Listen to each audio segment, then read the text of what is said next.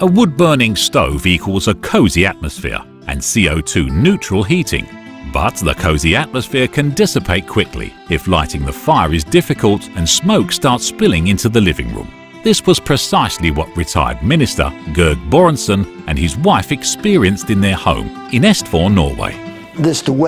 There was an old fireplace here in the house when we bought it, and so when we did renovations about half a year ago, we decided to replace it with a new, more modern fireplace that can also work as a stove.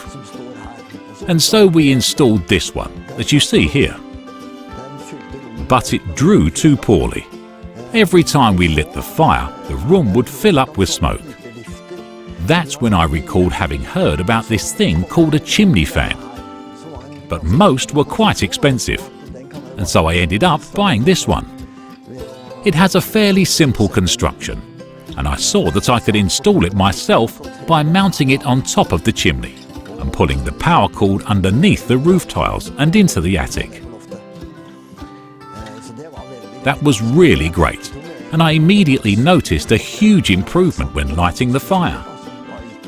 There was no more smoke in the room.